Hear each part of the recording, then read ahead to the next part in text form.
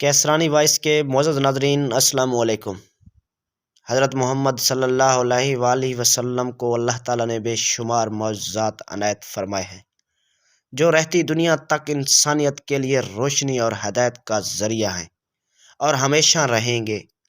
ایک ایسا ہی معجزہ اس وقت دیکھا گیا جب آپ تقریباً 1500 صحابہ کے ساتھ سفر فرما رہے تھے اور راستے میں پانی کی شدید قلت واقع ہو گئی۔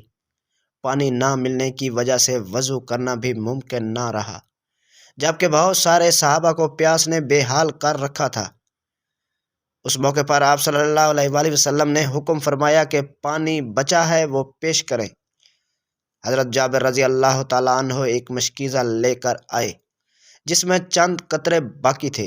آپ صلی اللہ علیہ وآلہ وسلم نے مشکیزے کے منہ پر ہاتھ رکھا اور ایک بڑا پیالہ لانے کو کہا۔ اس کے بعد مشکیزے سے پانی یوں روانہ ہوا کہ 1500 افراد نے سیر ہو کر پیا بھی اور وضو بھی کیا۔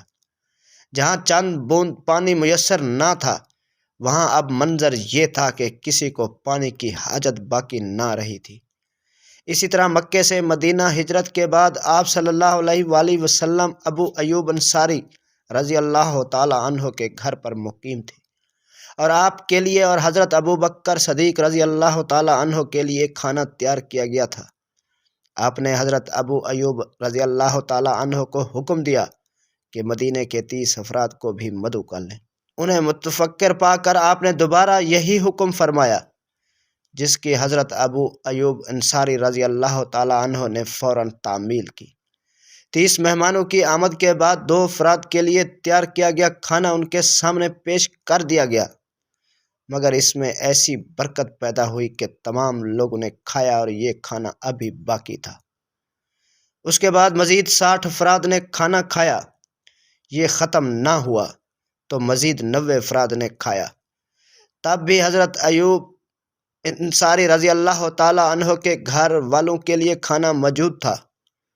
غزوہ تبوک کے موقع پر بھی ایک ایسا ہی روح پرور منظر دیکھنے میں آیا۔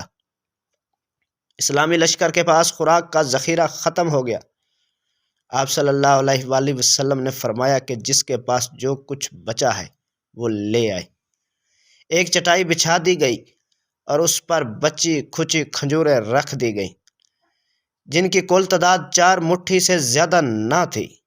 آپ نے اس موقع پر دعا فرمائی اور حکم دیا کہ ہر کوئی آئے اور اپنی بھوک مٹائے۔ پورے لشکر میں سے کوئی بھی ایسا نہ رہا کہ جو خالی ہاتھ تھا، سب نے اپنی ضرورت کے مطابق کھجوریں لیں، مگر چٹائی پر اب بھی کھجوریں موجود تھیں۔ اس منظر کو اپنی آنکھوں سے دیکھنے والے ایک صحابی رضی اللہ تعالیٰ عنہ نے بیان فرمایا، جس طرح یہ برکت نازل ہوئی اس سے مجھے محسوس ہوا کہ اگر تمام دنیا بھی آ جاتی تو یہ کھانا اس کے لیے کافی ہوتا۔ سبحان اللہ۔ ناظرین، ہماری یہ ویڈیو کیسی لگی اس کے بارے میں ایک کمنٹ ضرور دیجیے گا۔